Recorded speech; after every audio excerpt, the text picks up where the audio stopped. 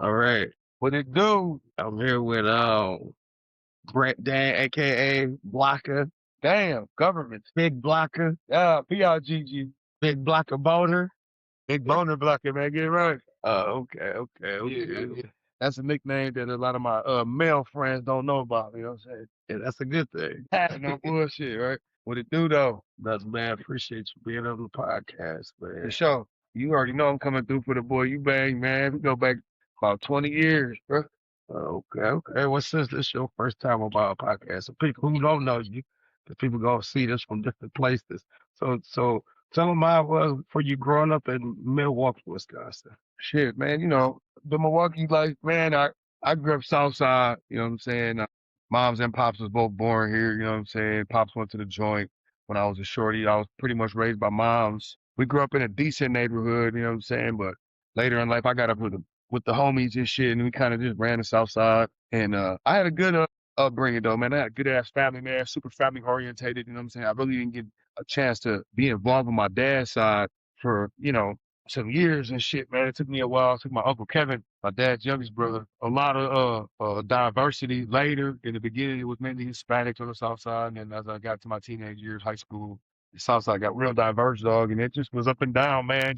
It was survival of the fittest where I was at. You know what I'm saying? You had to be who you had to be. And if you weren't, stay in the house, man. Stay in the motherfucking house, man. Stay in the house. Stay in the motherfucking house. What the? Yes, sir. Being on the South Side, like what type of gangs was on the South Side around that time? Man, I mean, Milwaukee ain't too far from Chicago. A lot of Chicago gangs came up here. Growing up in that shit, I kind of know a lot of the history of. So when I grew up, the streets was pretty much Spanish Cobras were the first gang ever to be in Milwaukee, Wisconsin, back in the 50s, maybe even the 40s, like way back. You know what I'm saying? When I grew up, though, it was Spanish Cobras, it was two ones, lefts, Lame Kings, and MPs. And then there was a kind of little knockoff gangs around that really didn't put no pressure on. But I really can't say that because it was like Nasty Boys and Sowells and little shit like that, man. But it didn't really cause no havoc in the streets. But the main gangs, man, it was tough, man. Before cell phones and shit, man, like niggas was linking up on the block and going out and doing shit without no communication. So it was a lot. You can get away with shit back in the day. You can't get away with that shit nowadays. The shit that we was doing, everybody would have been in jail on the block. I don't give a fuck if you was my mama or everybody was getting locked up. But yeah, it was Southside was definitely on that. You know what I'm saying? It moved up over. I went to prison in '07, and it kind of when I got out, it shifted a lot. Like I said, the diversity, the hustlers, a lot of the north side motherfuckers came to the south, but we kind of got the little vibe from them just on money. I mean, there's still niggas to this day out there trying to bang and do shit, you know what I'm saying? To each his own, you know what I mean? Everybody live their life different, and sometimes it take niggas a lot more time to grow out of that shit, man. And luckily, you know what I'm saying? I've been through so much shit. I lost a couple homies. I seen too many fake niggas around, and I kind of grew away from it. Luckily, I saved, I saved myself, dog. You know what I'm saying? Just being smart and growing up, because the responsibilities had arose. And that gang shit really take you down the dark path. And for some of the niggas is lucky they make it out, but some of the niggas is either dead or went to jail for 20 plus years. And that's significant, you know what I mean? And it's just over gang shit. Yeah. But yeah, I grew up around that shit for sure. You know what I'm saying? And it was definitely a part of the South Side. It was definitely part of the way I grew up. You know what I'm saying? It's hot in the motherfucker in here.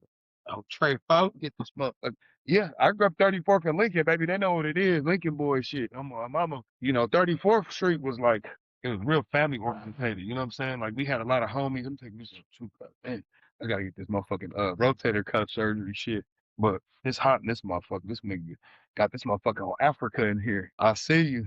You be sleeping like this? No, man. Nah, but yeah, I'm just chilling, man. Just getting by. You know what I'm saying? Doing what the fuck I gotta do. Definitely part of that shit that on the South Side growing up in that gang shit really, really molded a motherfucker to be a general in the field of business and shit. Like, you understand how to work with people. And it's crazy because a lot of motherfuckers, dog, that grew up in that shit really were having niggas do shit. And instead of doing the right shit, they were having niggas do the wrong shit. And if niggas would have locked in, focused, and cared about the community and the way it's supposed to be, we're supposed to care about our community and our people, man, motherfuckers would have prospered, man, a long time ago, but they still want to deal drugs and do all this other shit. So, all that shit dead to me now, though. Yeah, that's how it is, though. That's pretty much how it is on the north side, too. Yeah. People made. North side wild, though. Yeah, that's the wild, wild west. Yeah, I don't trust shit over here. Motherfuckers just busting shit down for no reason. See, that's why I was saying, like, growing up, when niggas was banging, niggas was riding past, airing each other out, shooting at each other, all that fuck shit. But them niggas on the north side, dog, they're just literally killing motherfucker over a nigga from another hood saying something about him. You know what I'm saying? Southside motherfuckers was fighting when I grew up. You know what I'm saying? Like pulling up, jumping niggas, all that, gang shit. Them niggas on the north side, I felt like was just killing niggas for no reason, dog. You know what I'm saying? Like, motherfucker, like, they end up killing niggas over some females, are you? And shit, I ain't never seen that type of shit. Like, when I seen the motherfucker get bust down, it was like, oh yeah, he did something. You know what I mean? Like, he did something significant. You know what I mean? For a motherfucker to come treat him that way. You know what I mean? So, it is what it is, man. I'm glad I'm past that part though. Right. You know what I mean? Well, let me get into it. Is that what made you start playing sports? Well, man, my bad. My voice all fucked up. I'm yelling and shit at work. But I got into sports, man, at a young ass age, dog, because my older brother Doughboy's ass, he played for the Boys and Girls Club and shit. He was playing football for the Boys and Girls Club, and we grew up in the neighborhood playing in the alley, bro. So we was playing tackle football in the alley. And I'm the youngest. So my brother Doughboy was born in 85. I was born in 90. So he got 5 years on me, like 4.5. So when I was like 7, 8 years old, starting to play football, them niggas was 12, 13 and shit like that. And all my older friends is, I'm younger than the generation I grew up in. I've always been the baby. I've always been the little nigga. You know what I'm saying?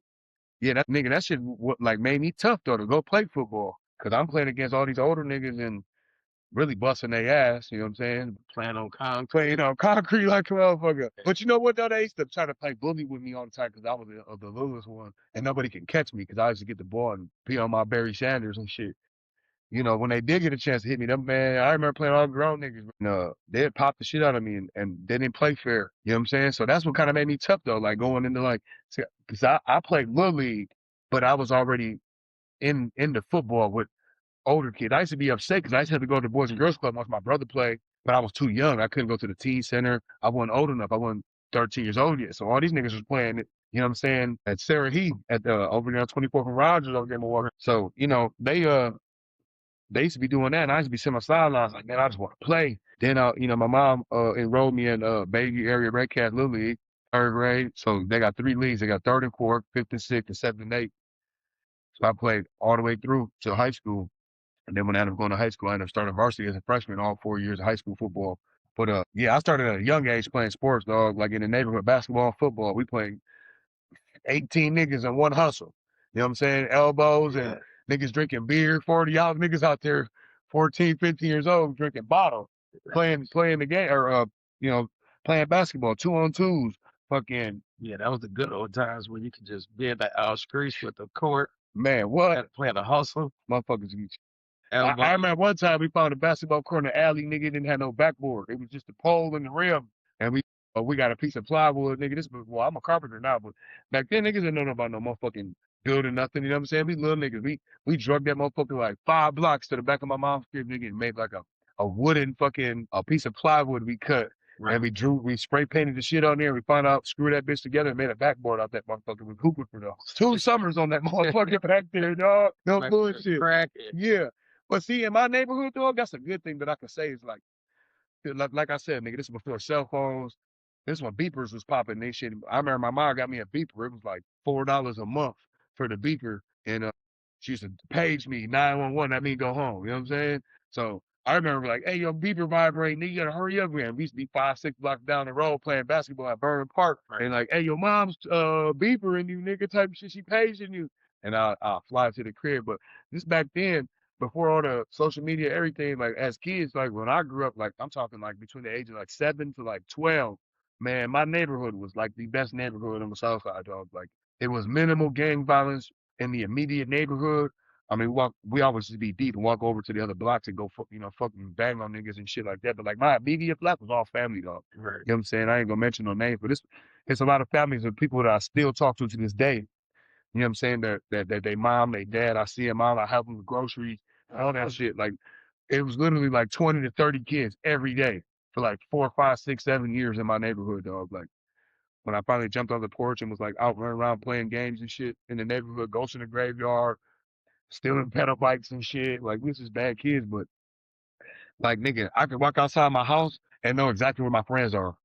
You know what I'm saying? Depending on what time of day it was. And it was always 20 or 30 kids to go kick it with. You know what I'm saying? Then now all of us is in our 30s and shit like that. It's like, damn, you know what I'm saying? We made it through that motherfucker. There's so many niggas in my neighborhood that I grew up with. Like, I don't know the number. I never did the accurate statistics, but I can look at like the generation I came from and be like, damn, it's only like 30% of us that made it successfully out that neighborhood. You know what I'm saying? A lot of motherfuckers is dead. A lot of motherfuckers is in prison for life. A lot of motherfuckers is on drugs and can't get off them. But the rest of us, man, I still fuck with my people, dog. You know what I'm saying? Like Vanessa and Goonie and them, the family, like, man, they mom and dad and them still there. My mom was there until what, like 3 years ago? You know what I'm saying? So, and my mom moved in that motherfucker in 1994.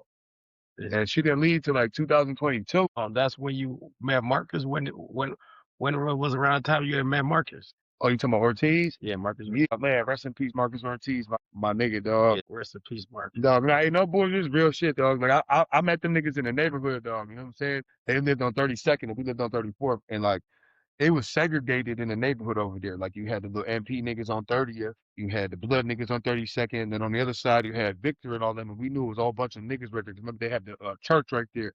So I met them niggas low key, no bullshit, playing basketball with Jimmy's brother. Jimmy's brother passed away and shit. You know, Jimmy Full, Talk Short Jimmy. Me and his brother Bill used to be cool as a motherfucker. So when niggas was hooping behind mom's crib, because they lived on the other side of they lived on the other side of Lincoln, next to the store. I lived across the street from the store. They lived down the block. So one day, nobody to hoop, and I was just an athletic. I just want to play ball. I come home. So one day, I think we had off of school or something. I went to the store. I seen Jimmy's brother Bill. He like, come, because he knew all them king niggas was in the hood over here. So he like, man, I can't go over there and hoop, but you can come on this side and hoop with me. And I was like, all right, fuck it. So I go to the crib, change, get the ball. I go over there to hoop with them, and he like, yeah, we gonna play 2-on-2 with these two niggas down the block, and they trash. You know what I'm saying? It was Marcus and Vic. It was Marcus and Victor Ortiz and shit. Those that was I don't even remember now. This is so long ago. I don't even remember what happened in the game. But I know Bill used to hoop. He was a hooper. He was a white dude. He had a little overbite, but he's talk shit. He'd be hooping like a motherfucker. You know what I'm saying? So, I remember, dog. We was hooping back there, dog, and Jimmy was locked up or something. I didn't know Jimmy like that back then. He had like a nice ass car back there with like rims and like speakers, and we were fucking shooting the basketball, and the motherfucker would hit his car, and he pulled up and jumped out and started beating up his brother Bill, dog. And I was a little young nigga. I was scared. I left. I ran home. The first time I met Jimmy over there too. Know that was his brothers and shit. So yeah, that's how I met Marcus and Victor. I met them the same time, and it was like another nigga, like a fat nigga. I forgot who that was though. Frankie. So nigga, it had to been like on my life. It had to been like 98 on my life, like 98, 99. Tiny? No, Tiny and them didn't move over there probably till like 01, 02. But yeah, I used to just see them in the hood over there though. You know what I'm saying? And like them niggas used to walk around the backside to go to the stove because they know on this side of the street, like if you weren't no king, niggas was gonna try. You know what I'm talking about? Niggas used to try walk try through the alley. Yeah, Walk through the alley, then go around the side. They go through the little restaurant parking lot. Yep.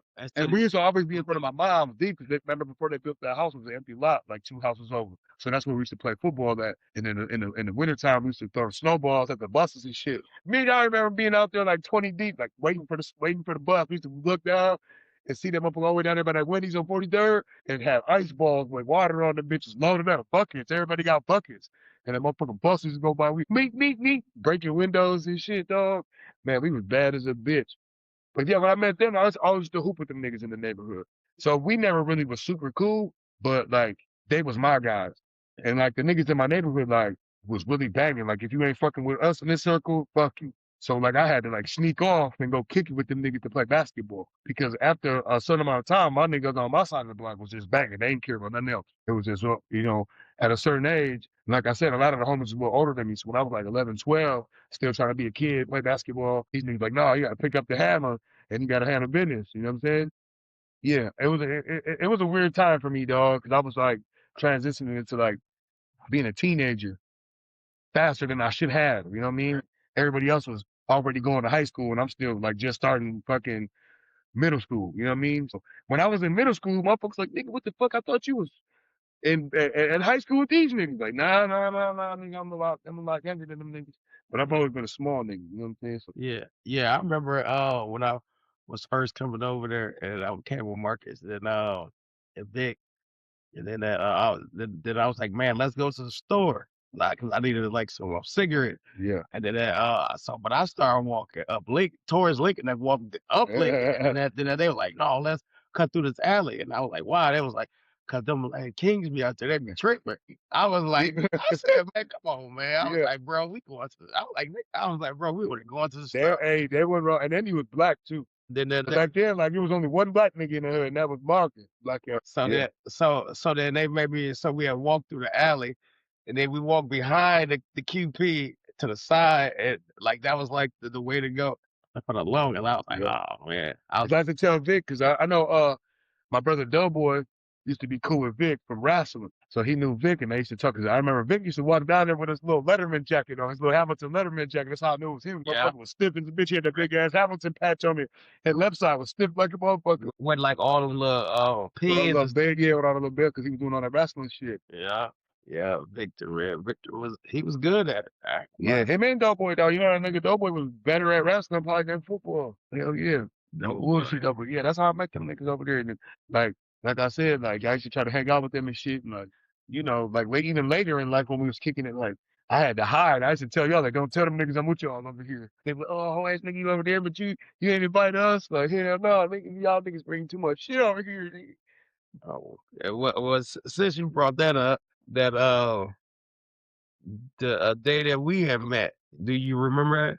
Yeah. That was You bang was trying to take off on me. that was an interesting day. But Yeah. I'll let you tell your version first. Man, I was a young little alcoholic nigga, dog. And then, like, I remember, like, me and because back then, nobody had no whips. We was all young, dog. I had to been, like, what, 14, 15? Some shit like that. We was still in high school. Yeah, we was in high school for sure. And I think I was, like, a freshman or a sophomore, so I had to been, like, 14, 15 years old when I met you. He was a sophomore. Yeah, I was a sophomore because that's your first year at Hamilton. Because you didn't go to Hamilton your freshman year, right? Or sophomore. Okay, so you 2 years ahead of me. I was a junior. Yep. I remember that. Yeah, so yeah, the night that I met you, I remember that shit because Marvin lived across the street from Marcus' crib, and I remember me and my bitch got into it. The chick I was fucking with, Rita, she had a little whip, and like me and her got into it, and the little bitch ran off and picked my niggas up and gave my niggas a ride. So I thought my niggas was fucking with my little bitch, and I remember being young, insecure, and I just got drunk and shit, and I was talking shit, and I started walking down the street like, man, I'm just gonna walk up here to my cousin's house. He lived on like 31st, between 31st and 32nd. And I went past the bar, dog.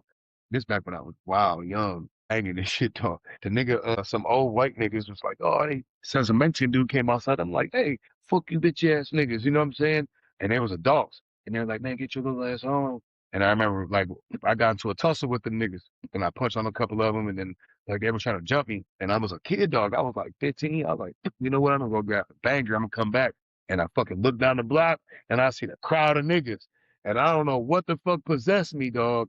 But I was like, I started walking down the street and I thought a whole bunch of, because when I looked down, it's like halfway down the block and I see a bunch of niggas just standing there looking at me because I was out there yelling. So I seen y'all like, who the fuck is this nigga yelling? And I remember looking like, oh, these niggas going to call somebody or some shit. So I was like, my dumb ass, man. You remember, my dumb ass took out, ran towards y'all and shit. Like, who are fighting? Who are fighting? You were like, hold on, man, you got a pistol on you or something? And yeah. The rest is history, man. We talk about the rest of the story, but yeah, I remember me and you got into it. You're like, oh, no, man, you ever got a pistol on you? And Marvin was like, no, I got it, because you were trying to get the pistol from Marvin. You man was gonna try to pop me, man. That's crazy. Hell yeah, man. That was like my first, like a couple months over there, and then they were talking about you can't walk to the gas. I mean, to the corner store and all types. So I was on edge over there. It was like that. Though. I just see you run up, and then you just start punching like the bricks. Yeah, and then I like, fucked my hand. Remember, I broke my pinky. Yeah, and I was punching the brick. I was so mad. I was just drunk, just young, naive. Yeah. Luckily, though, I ran into y'all. Cause I was literally walking to the crib full speed, about to go pick up. I had like a 12-gauge shotgun at the crib. I was gonna grab that motherfucker, go shoot at them old men. That was in my head, cause I was on that type of time. And I'm glad I ran into y'all. That's why shit happens for a reason, dog. I believe that shit all the way, dog. Yeah, it does. That, like, it was funny because After that, you know what I'm saying, Blockah chilled out. Then we just started drinking. Then we had like Oh yeah. cause They were then like, that's no, don't walk home, bro. We'll walk you home. And Vic and them were like, we could just chill over here by Marvin. And yeah. y'all started passing me the bottle, and I was already drunk. And I remember we got slapped, and I blacked out. I don't even remember what happened after that. Yeah, That's the first day I met y'all, though. Well, I met you, Clayton, Jakar, Jeff, all y'all, Richie, Jeff, Jeff Woodsack. Peter. No, I knew Pito, dog. That's one thing I say. I know Pito probably the longest out of everybody. Like, even though like we weren't friends, but like we knew each other from the South Side. You know what I'm saying? Like he grew up, and like I grew up. He grew up with opposition niggas that I didn't fuck with. But Pito wasn't really like that. He knew everybody and shit. But I was like, I was banging and. Nigga, Pito, all that hooping shit. Pito would tell motherfuckers, man, I used to hoop outside the motherfucking Walker Middle School, all grown niggas. All grown niggas. Right at Burnham Park, Grandma used to hoop, dog. That's how I met Pito, because Pito was like, he knew me from hooping and shit, dog. And I remember I went to a fucking Cobra party, dog. He Puerto Rican, all pretty much Puerto Rican niggas at this time was all the Cobra niggas. And I remember Pito walked up to me at an after set, and he was like, hey, I know we cool and shit, but these niggas finna do something to you. And I was like, what? I ain't leaving nowhere, nigga. I wish they would. And then ever since then, I respected Pito, because like out of all the niggas there, Pito actually like came up to me like, man, I don't want no problems. But I know you a cool nigga, and they just looking at you like a king nigga. You know what I'm saying? And I'm ready for it. Yeah, I got niggas outside. You know what I'm saying? It was gonna be. I see my niggas used to send me into them places. And I knew everybody from school and playing basketball and sports. Like them niggas is like, oh yeah, go ahead, go to this after set and hit us up, let us know who's on there, and I used to be the scout.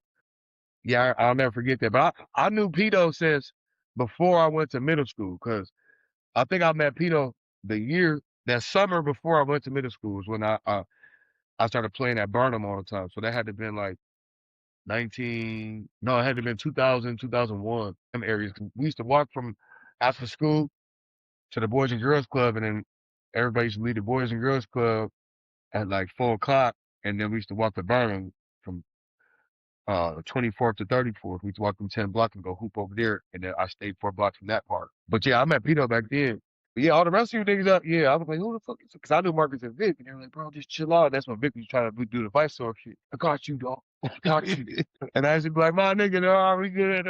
All these niggas folks, though, it's cool. But yeah, dog, we ended up all getting cool, though. We was all, man, high school was a motherfucker. Man, we had fun. So okay, since you brought up that, let me ask you this about the wild parties that we used to go to, man.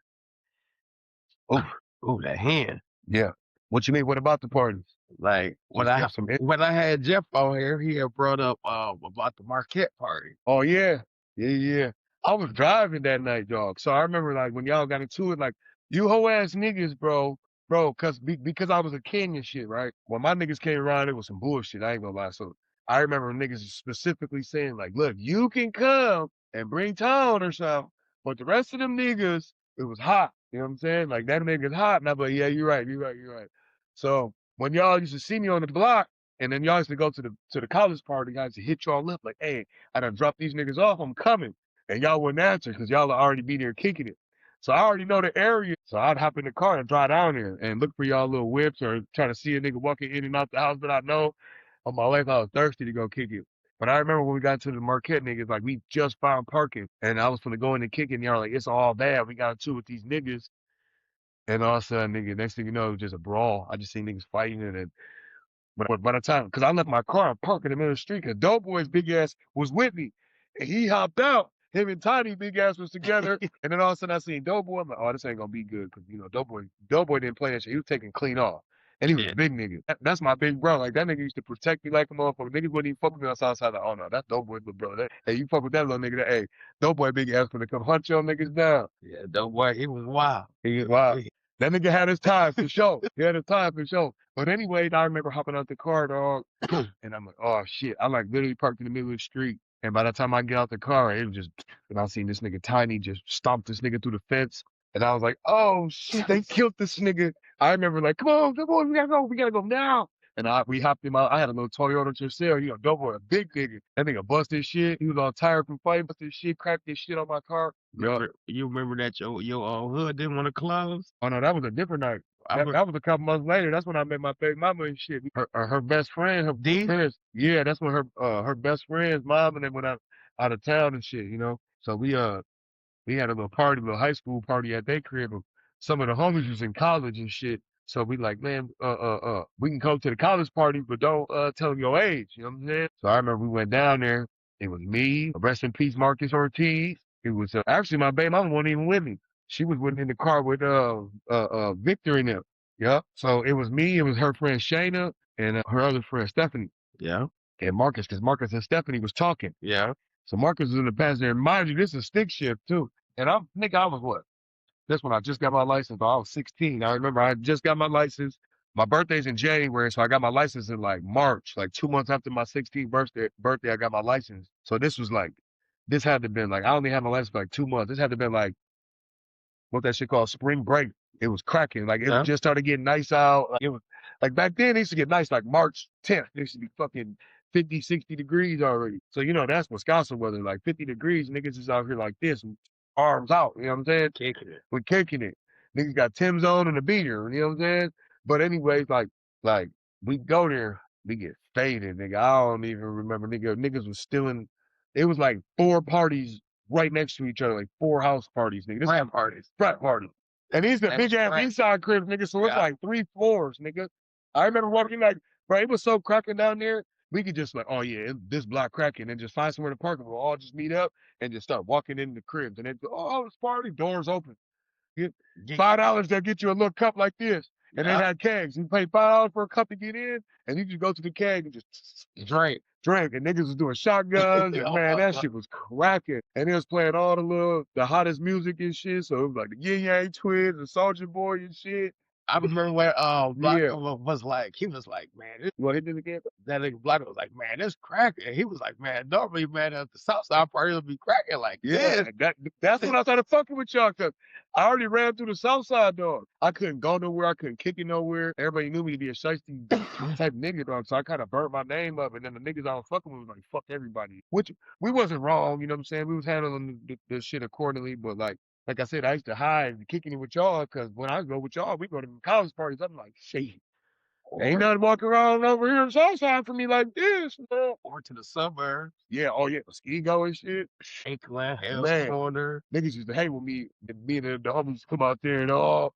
It's like, y'all just high, y'all steal everything, y'all take all the bitches. I'm like, man, it is what it is. Fair game, nigga, don't invite me there, nigga. I'll never forget when I remember we was at Hell's Corner, and then at we was at a party, and then Jeff was like, don't invite Blockah in there, cause they gonna be hot. And I was like, no, bro, they cool. I'm gonna talk to them. So then I had called you, and I was like, who you with? And I don't know what you're talking about. I was with I wasn't even with Tone. I was with D-Rock. D-Rock, Doughboy, and Tiny. Yeah, Yeah. that nigga Tiny had that trumpet. Yeah. And Doughboy and Tiny took the TV off the Oh wall. my god, nigga, this was the funniest shit. It was carried it out, and then the parents was walking in the house as they was walking out the house. Was like, Bruh, cool with my no. This how this shit started. Soon as we get there, I don't even remember going there. I was already slapped in the hood. And I'm like, fuck yeah, we going there. And Tiny was like, well shit, y'all can ride with me. So we already in the hood with no whip, and Tiny's a ride. I'm like, well shit, they will tell us where they at. They gonna tell y'all where it's at. And then I remember one of y'all had text where y'all was the location, and we had drove there, nigga. And I'm talking about, nigga, not even 5-10 minutes, nigga, in the party, nigga. Not even 5-10 minutes in the party, dog. These niggas start stealing shit. And everybody I'm talking about, this a big ass house, expensive ass mansion type house, nigga. Like, had a pool outside. yeah, they had the in-ground pool in the back. Everybody's outside of the pool, remember? The As in-ground. soon as we got there, the house was dark. It was all dark inside. I was like, where's everybody? This ain't no house party. And I went to the back, and I was like, oh, this where there's a lot of light there, the volleyballs out there and shit. It was cracking. And then I'm like, where are these niggas at? I'm like, I'm trying to say hi, trying to introduce myself to some chicks. And I'm like, oh, I know my niggas. If these niggas ain't out here, they in the house doing some shit. Man, on my mama, dog, we weren't even there 10 minutes, dog, and these niggas started stealing shit. Listen, bum ass niggas, dog. Hey, dog, listen. But the funniest part is, we all 5'5", 5'6", 5'7". The 2 biggest niggas that we know at this point in our life. Nigga Tiny like 6'6", Doughboy like 6'2". They both over 300. These niggas in the room, bro, I'm like, what y'all know? So I go in the bathroom, I'm trying to like get the white girl to like, come over here, come talk to me over here. And then These niggas dropped something in the room. She's like, what's in my parents' room? I'm like, oh shit, I can't do nothing now. She opened the door and these niggas had the TV already in their arms. And they were like, oh shit, I thought, oh, we were gonna move this. And they put it down. And all of a sudden the bitch like, everybody gotta go. So we like, oh shit, you know what I'm saying? And then we go outside, so we start like dimming it down. Like, man, chill, man, we ain't trying to steal from you. My laptop missing. All of a sudden, her parents came home. I'm like, oh, these niggas better be outside getting the car. Man, these niggas went back to get the TV. These niggas was carrying the TV out in the hallway, and their parents walked in the door like, what the fuck are you doing with our TV? All of us, we gotta go, we gotta go. We gotta go, nigga. And then I remember we was way up there in the corner, though, like Highway 100 and Forest Homes, like shit. Yeah, it was out there. Yeah, I remember them niggas stole their laptop and shit, but then they had called the police and they knew Vic and Marcus and Jeff. So they called the police and I remember Vic's dad was like, hey man, man, I know you niggas ain't steal this laptop. But if y'all did, go drop it off, man. I already talked to the parents. And I remember these niggas went and got all the little laptops and shit that they stole and took that shit back. Except for like something Tiny took something and then them niggas was tripping about it. Yeah, man. It was some crazy party. Remember Muskego? Yeah. I got high school chase back from Muskego. Aaron Rudd. Remember Aaron Rudd? He used to drive us to Muskego. Man, that's what go out there with them niggas, deep as a bitch dog, and then them niggas just get faded and disappear, and I'll be stuck out there. I'll be stuck in Muskego, and then I'm like the only motherfucking minority left at the end of the night. It's like 4:30 in the morning. There ain't no taxis and nothing moving. I'm like, how to call the moms one time? I don't know where I'm at. I'm just gonna say this address and just shit. Yeah, no bullshit. I just get stuck out there though. I remember how I went out there to kick one time in a stolen car. Nigga had the high speed on the way back. Yeah, I started kicking out there though. Every single time I felt like at the end of that tender of that little mosquito shit, somebody got pulled over every time we left that motherfucker. Remember that one house party? The neighbors had called the police and the whole fucking Franklin, Greenfield, all them motherfuckers pulled up. Oh, you were talking about when we was in that other Muskego house. It was like Dean Franklin. It was like the borderline of Franklin and Muskego. Is you talking about when there's the one that was in the country or the one that was in the house? It was in the house and like a little block. That's Dominique baby mama actually. Like I don't remember. All right, Bertie. I don't remember, dog, but I remember this. I remember everybody was hitting it, running to the cars, and the police was like 20 squads, nigga, trying to raid the house, and everybody was running to their car. And I don't know how the police. Matter of fact, I was with my son's mom. We was in the G6. Yeah, so I was like 16, and that's when I started messing with her and shit. Yeah, because that's when that girl Ashley was messing with Jakar. Yeah, we had some wild. That was her house. I ain't gonna lie. Like, as far as like partying go, like before Facebook and MySpace and all that shit, like if we had that shit that they got nowadays, 1,001%, absolutely no question, we would have been the first famous niggas off the internet, dog. If that shit would have popped, like when we started out kicking, like 04, 05, just them couple years from 04, 05, 6, and 7 before I went to prison, them 4 years when we all got tough, man, that shit would have been exclusive right now. We could have fucking waited till like today to edit that shit and drop it. Man, them motherfuckers would have been like, ain't no way these niggas was doing all that shit. Ain't no way. Yeah, we had fun though. Yeah, well, man, we definitely made history. That's for sure. For sure. So tell me a little bit about your family, man. Shit, man, my family's good, bro. Like, my mom's, everybody knows my mom's got hit by a car, you know what I'm saying, a couple years ago and shit. She's been struggling and shit, going through like all the surgeries and everything. Then the next year I got shot. And like, I'm the heart of the family, you know what I'm saying? So I gotta be the one to like take care of the family. And I don't gotta be, but that's in me, you know what I'm saying? Me and my mama had me young, you know what I'm saying? My dad went to prison, kind of left my mom with a young, black kid, you know what I'm saying, type shit. My mom kind of grew up and left the family and kind of just raised me, dog, just doing the best she could. But my mom was super book smart, you know what I'm saying? Like everybody know my mom's got a big ass heart. She's the first motherfucker to jump for you, you know what I'm saying? So a lot of the times I've been like, man, my mom should have never let me see that side of her because I'm like that. I'm always door open, always willing to help a motherfucker, always a helping hand. That's just my mom's, you know what I'm saying? And like, I always tell the story about my pops, like, I grew up like, oh, your pops is this, and hearing all his stories and shit, and I'm kind of following his footsteps a little bit in the shadows of me not even knowing this man. And then like, we got cool when he got out of prison, and then I go to prison like not even a year later.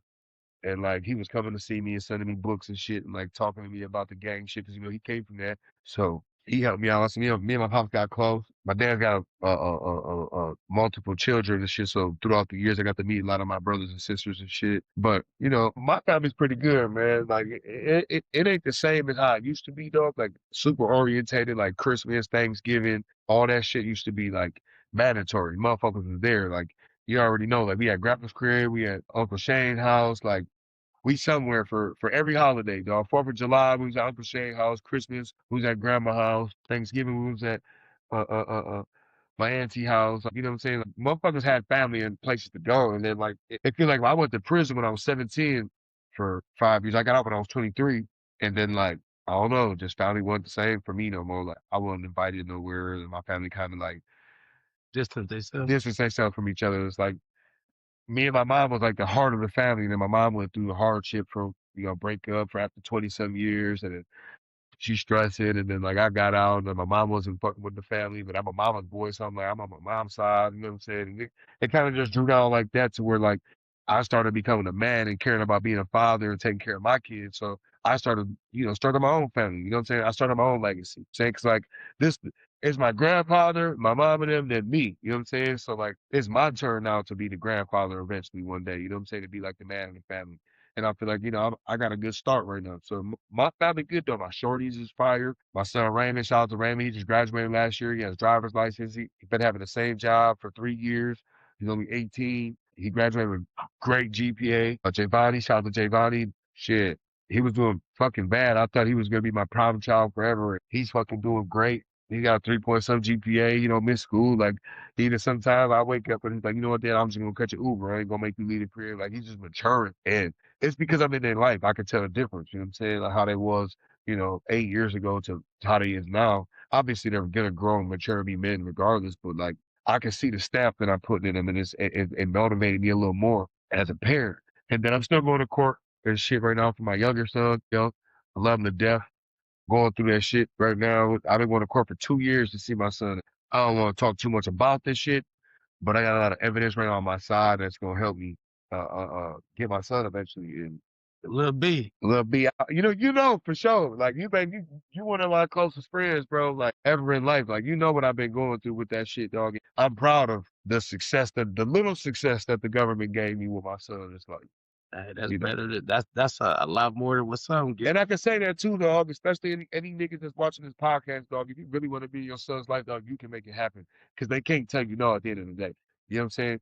There was a lot of technicalities with they were throwing text in the game. You know what I'm saying? My son's mom and her lawyer and shit was throwing text in the game, and I was cool with it. And a lot of the times is niggas quit. Niggas don't try to go back forward and figure some shit out. They'll go to 2 court dates and the shit won't work out, and they'll get shitted on, and that's what they try to do. They want to put you in a position of compromise where you end up saying fuck it. And then they can just keep you on child support and just run your name up, and you'll never have credits. It's part of the system. So don't be a part of the system. You defeat that shit. So I can tell a lot of niggas, man, they've been giving niggas a lot of play these last like couple years. I've been going to court. I've been seeing this shift from where it started to like the judge on my last court date, which was like 3 weeks ago, 2 weeks ago. That was my first love I got in 2 years. Like even my people's like my girl, motherfuckers that come to court and see this shit like, damn, I've been coming to every court date with you. And that's the first time like the judge is on your side. Because now they know like this nigga's not gonna stop. And I got rights to the child. So like, dealing with all that and you just being a man, like, the question was, how's the family doing? It's like, man, the family's getting stronger by the minute. You know what I'm saying? Like I know my kids is gonna be grown men, and they ain't gonna fuck with you the same way. And I lost a lot of time with my shorties going to prison and just being a immature nigga. You know what I'm saying? Like I lost a lot of time, so like I do everything for my sons now. Like they call me right now, this podcast gotta stop. I gotta go. You know what I'm saying? Like I'm gonna do anything for them because I ain't never had nobody like that. You know what I'm saying? I was the youngest nigga in the hood, but I always had to be the big homie. I had to be the voice, especially years later. I had to be the voice to be the big homie. But nah, we ain't letting that slide, or nah, that ain't going on. You know what I'm saying? The family's good though. Family's strong right now. Family's growing. Well, tell me about what made you get into doing music? Man, the crazy part is like I always had a thing for music. Like my grandmother, man, she got videos on VHS, nigga, of me fucking dancing at Michael Jackson and doing the bully willy on the kitchen table with a diaper on, my nigga, with a pull up on when pull ups first came out. And those of y'all don't know, nigga, Clips came out in my generation. Nigga. Yeah. But no, I've always been a music fanatic. You know what I'm saying? Like my grandma always had me dancing. I grew up to a variety of music. Like my grandmother's one of the persons that she knows every genre of music. Ain't shit you can put on that you don't know. Like, or she won't know. Like, she'll know exactly the song, what year it came out, the artist, who produced it, who wrote it. She's one of them type motherfuckers, you know what I'm saying? So I just grew up around that shit. Like I said, we used to go to the Boys and Girls Club and play basketball and football and all that shit when I first started getting into sports. So it's like, they used to have a teen center. And I remember I started breakdancing, though. So, Pop lock. I wasn't a popper though. I wasn't a pop locker type nigga. You know what I'm saying? I used to do all the breakdancing and shit. Yeah. So anyways, so I got into breakdancing and shit. So that led to me fucking with turntables and learning how to DJ and shit. So that's how I originally started getting into music, was like breakdancing and like mixing songs and then in school, like in elementary school, nigga, I got into burning CDs. You know what I'm saying? Right.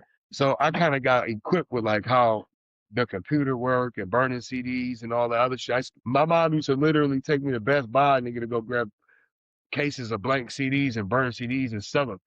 I got so cold with it, I was letting niggas make their own playlist. And I'll go burn the CD and then bring it to school the next day for $5. You know what I'm saying? A natural born hustler. Making some money, you know. Yeah, like a nigga always do, you know what I'm saying? But that's how I got into music though, doing all that shit. And then I always used to bubble something, and it's a real story. Real story. It's exclusive right here. You know how I originally started trying to rap? Is my guy had he stole his sister's pink little radio, and we had cassette tapes. So we used to record songs off of V100, and that's the only way we could hear her. So we used to put the tape on top of the cassette tape upside down.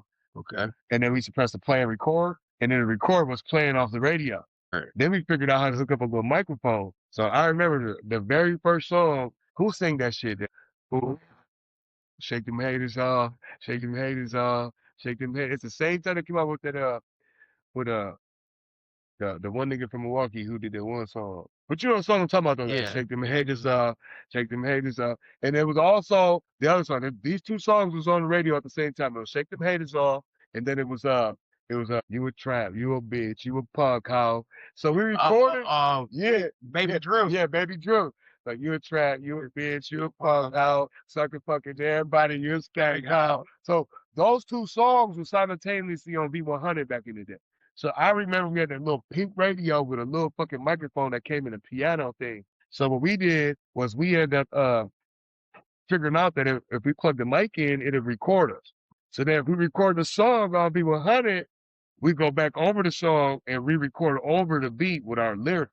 That's the first time I ever fucked with music. And ever since then, I thought I was a little rapper. I thought I was a little Bow Wow. I thought I was Lil Wayne. All that shit.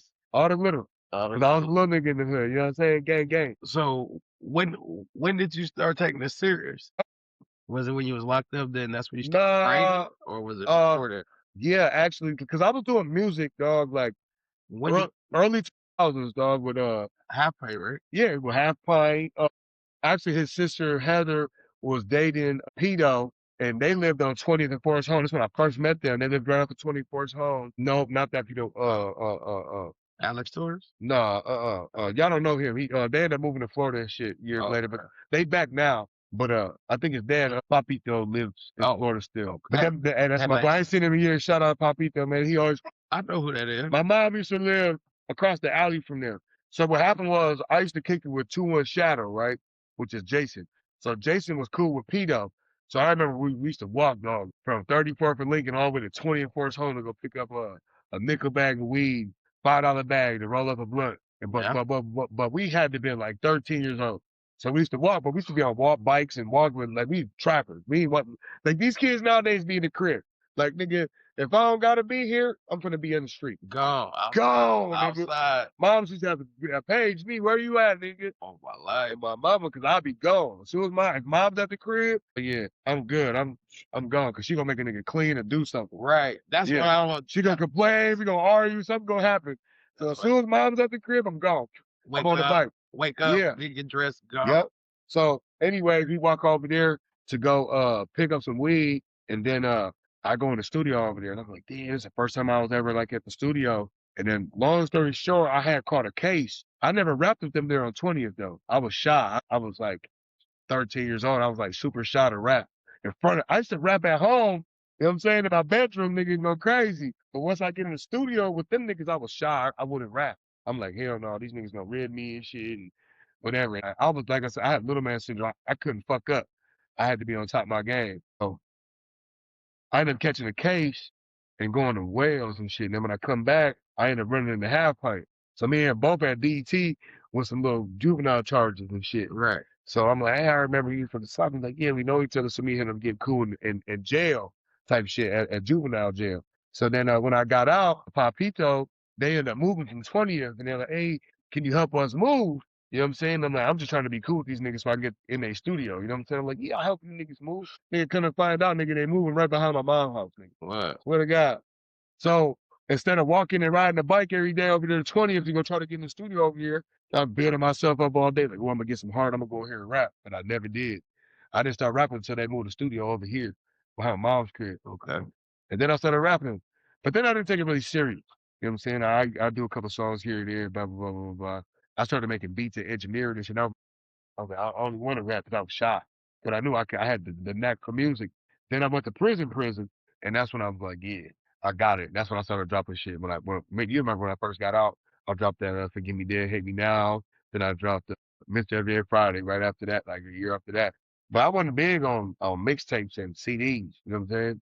I was big on like shit. I'm gonna make a hit right now, and it's gonna be the best shit popping. So what do you think is your best song that you made? Man, sometimes I sit back and think, but then I ain't gonna bullshit. The other day I went through all my shit, dog, and I got so many. I feel like I got a lot of bangers. Like I said, I don't do CDs. I just go to the studio and drop a song. That's why you see all these niggas with all these CDs, and it's only 3 or 4 songs you like on them, or 3 or 4 songs that you fuck with. Cause me, I'm like, man, I want to drop one banger, or I'm gonna drop 5 songs and they all gonna slap. So I really don't have a song that I think is my best song ever. I can tell you the song that I feel the most is For the Fam on YouTube, Blockah, Blockah, and then put For the Fam. It ain't even a video, it's a slideshow picture. Cause I performed for Kendrick Lamar at Summerfest. Remember that shit? That's when we was all over there. And damn, that feels like a beginning ago. Nigga, that's before that nigga was famous. Oh, he was famous. Well, he was famous, but he wasn't halftime show Kendrick. You know what I'm saying? Yeah, I was the one that took all the pictures of that's in the video. Yep. Yeah, you did. Because we ended up going up to Appleton. We had parties. Hell yeah. And then we came back and went to that party by the beach. Yeah, I remember that. You know, that was a long 48 hours. Yeah. Because we did a video shoot the weekend after that. We did both the videos. I wanted it all and Every Day Friday. No, we did I wanted it all and another one. I forgot what it was. I think it was on the mixtape. I just wanted it up. I just wanted it all. That's the one that was up on the at Pewaukee Lake. Yeah, we was on the jet skis and shit. That's why I went out there because it was but they didn't have no lake over here and it was like Muskego or Pewaukee. We were like, man, Pewaukee. Yeah, dude was cool. Yeah, I wonder what happened to dog. I be asking Jeff that. He was like, hey, you guys got a lot of women. As long as you guys bring some women over here, y'all can have the whole house, the jet skis, the boat. I was like, shit, we gonna bring about 10 bitches with us, nigga, don't worry. He said, make sure they got some nice boobs. Yeah, remember that? He's like, I'm not a butt guy. He's like, I like your boobs. I was like, this guy. You tripping, homie. I was like, this guy. As long as it's an areola and I know it's real. My favorite song is what is my favorite song? You know what though? I like Ready. Oh yeah, Ready. I was gonna say like For the Fam is personal to me because like them are 3 verses I wrote. I wrote that song in the hole. I got an A360 in the hole in prison, which means I did a whole year in the hole. Let me say you do 360 days. And I remember being in the hole and niggas in the drug. Like that's how I was, dog. But I was always like one of them niggas that used to beat on the tables with the pencil at school. So when I was in the hole, I used to sit there and write music. I had like a routine where I worked out, ate, slept, got up, worked out again, then we ate, and then I write music until I got tired and I read my book. So that was like a daily routine because you have to have a routine in prison. Like I wrote that song in the hole at the hardest point in my life mentally. Like I remember trying to like thinking about how I was gonna kill myself. I thought it was over for me. Like I thought that was when life was gonna end. Like it was so traumatic. Like, I don't know. Some niggas can do jail, some niggas can't. Obviously, That's what they try to do is break you. That's what the whole sport. it broke me. It broke me because I was in that motherfucker fucked up. None of the homies was fucking with me. Like my bitch was out here fucking off on me. Like I was in there and mentally as a young, and I was a kid too. I was 17, 18. I think I went to the hole when I was 18. I got out when I was almost 20. But anyways, like that shit broke me, dog. And like I was in there and like the shit that I said in that song, like I'm gonna tell these motherfuckers once before when I come back around, solo comfortably without no luggage on my back. My perspective was my image, and it left me in there sick. And I talk about how my back blade and my face stayed by my dick. Like that shit, I really was like trying to tell niggas, like, talk behind my back, but in my face, you ride my dick. Like if you listen to the song, I really spit it like that. And like every verse was super meaningful. And I remember like we used to have Friday nights in the hole where niggas used to do their little music, right? And we used to rap through the door, the whole little wing I was on. It was like 3 or 4 other little niggas rapping in there. And I remember specifically niggas like, hey, spit that for the fam, dog. Spit that blocker. You still awake?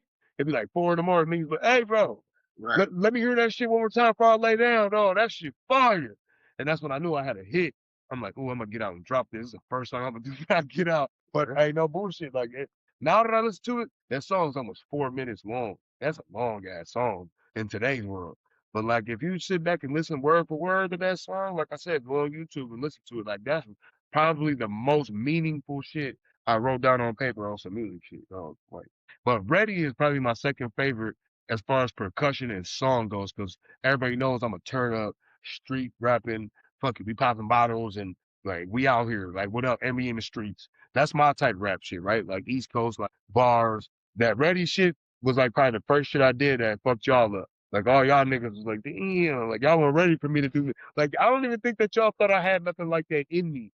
And I seen everybody's reaction to it. I knew it was there. But look though, I seen everybody's reaction to it when I played it to everybody. Right. I was like, oh yeah, ain't nobody was expecting me to be, because I'm diverse as fuck with music. Like I could channel in on some creativity for sure. I just don't be having the right motherfucker to fuck with, and I don't be motivated no more. Yeah. But when you was when we were throwing shows, and then Blockah was at Bamboo and DIP. Man, And listen, I'm like, oh, that ain't from a young nigga came from the South Side with nothing and being able to go to the club. I missed 5 years. When you a young nigga and you sit back and you think about 5 years, you'll think that shit is a lifetime. You know what I'm saying? Like you'll sit back and be like years, that's a long time from now. So like coming from what I came from and going through like the minimal poverty lifestyle that I came from, even though I wasn't poor and on the streets and like eating garbage and living house to house and thinking my mom was there, I was getting taught, I was being raised right. And my mom just, you know, took care of too many people for one female to take care of. You know what I'm saying? yeah, she even took care of me a little bit. Yeah, Especially you me know, drunk you already know, mom, on mom, drunk nights. nigga, we call Tiff right now. She pulling up. I'm like, hey, mom, me and you make Fanny. We all the way the fuck over here, Racy. Come get us. She be like, send me the address. She coming, nigga. And that's what I love about mom. That's why I'm like the way I am, bro, because no matter what motherfuckers say, motherfuckers know if I died today, motherfuckers like, man, Blockah was always one of the guys I can call and he'll be there. You know what I'm saying? That's my legacy for sure. Yeah. But then the music, and then you had did when you had met B-Dub, y'all had Nigga, when we was doing shows, I still I will do a battle with versus battle with any nigga in Milwaukee. Obviously, except for the few little niggas that's going mainstream right now. Like any Southside nigga want to go song for song with me or performances with me, because we could do a versus live battle with niggas. My stage energy and the songs I can't perform in front of no hip hop audience. I gotta perform in front of some club niggas. You know what I'm saying? If we get a setup like that, man, my stage presence, my experience level is just ridiculous. You know what I'm saying? So how did you and B-Dub start doing music? So I remember I was in a joint and my pops came to see me and my pops said, man, I thought I had another kid, or my pops was in the joint for a long time. Mike T. Yeah, my pops, Mike Turner. He went to the joint for like 15 years. So when he got out, I wasn't really affiliated with a lot He of. got like indicted, right? Yeah, he got indicted with the Latin Kings back in 1996, 1997. He was like one of the original ones that was there, right? Yeah, my dad was one of the original niggas who started 12th and Mineral. That's where the Latin Kings in Milwaukee was originated. And my dad, my grandmother lived on the corner house on 12th and Mineral, Chicago Park, right across the street from my grandma's house. And my dad and them are mixed, so they're Hispanic and black, pretty much essentially. Back then on the South Side, there wasn't no black families like that. You know what I'm saying? Like we talking about in the 70s. There wasn't no black families back then like that. But they knew that them niggas wasn't like black. You know what I'm saying? So we kind of got a pass in the neighborhood. My dad even grew up with all the Hispanic families. Eventually, they took them in and then they was called Latin Warlocks. It was a breakdance crew. And then the Sawyer Kings from the city came up here. You know what I'm saying? My dad, they took notion. And my dad was like, what, 12, 13 years old when they first started that shit up here. I ain't gonna get too deep into that gang history shit because I might say something, you know what I'm saying, that piss niggas off. We talking about my pops, you know what I'm saying? So my pops was one of the original, 10 to 15 niggas in Milwaukee, Wisconsin that started that Latin King shit here. And then they just got into some shit, but then he got out, became a better person. Yeah. Pops was actually like, I don't know if a lot of motherfuckers know how the feds work, but the feds have never built a case on you for 5 to 10 years. Oh yeah. They ain't doing no 6 months. So my dad went to the state joint in like 1990 for some shit, and he did like 2, 3 years. Like that's when I was born. He went to jail right away. Right. And then he got out when I was like 4. And my dad, from coming from being a leader, you know what I'm saying, his younger brother, I just smacked myself all in the lip. His younger brothers kind of took his place while he was gone. And when he got out, my dad had money though. That nigga had millions back then, you know what I'm saying? The shit he had that was like 4 million on his indictment paper. So if you equivalent that and from 94, 96 to 2026, he'd have been like 13, 14, $15 million nigga today. You know what I'm saying? So he had bread. So when he got out, he kind of like ventured out, like, man, I ain't with this shit no more. And these niggas turned into gang shit. Where he came from, it turned into we helping the community out. We ain't letting niggas in the neighborhood. We ain't letting the police treat us.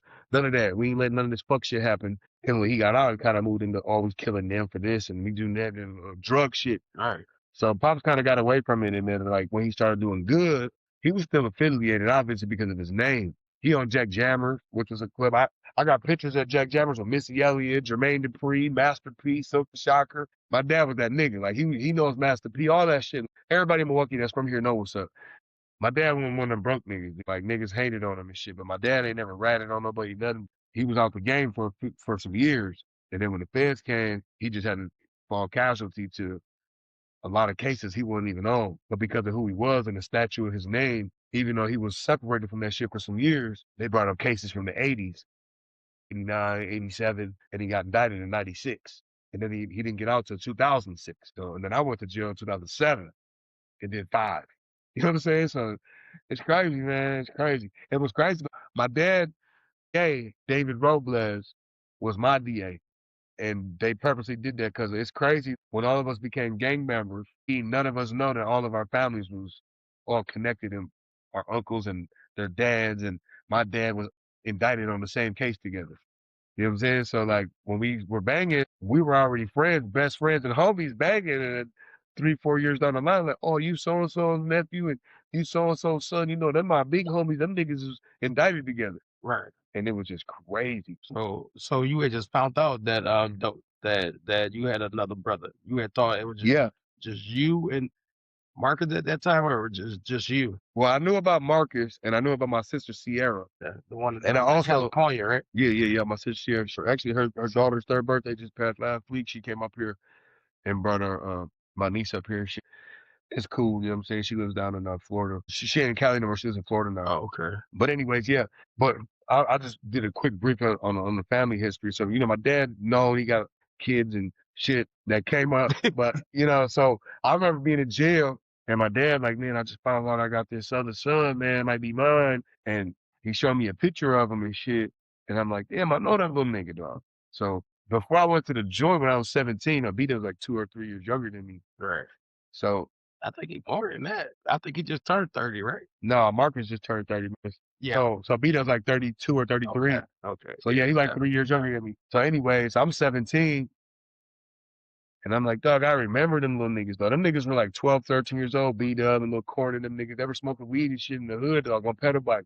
I remember I said, yeah, on 8th Street. And like Arthur or some shit. Yeah, 8th and Arthur. Hey, I was a torture that hood up there. When I got out the joint, after doing the little juveniles stunt, man, I got out that motherfucker. I thought I was the That's when you stand over there on Arthur. Yeah. When you stand over there on Arthur. Yeah. I had that hood sold up. I just made that motherfucker like any nigga try down this motherfucking corner. They going to meet they maker. But yeah, fucking my dad showed me a picture. I remember the little ass. And when I got out, his little ass had a buzz with the music and shit. But I didn't fuck with the niggas he was fucking with. You know what I'm saying? You already know.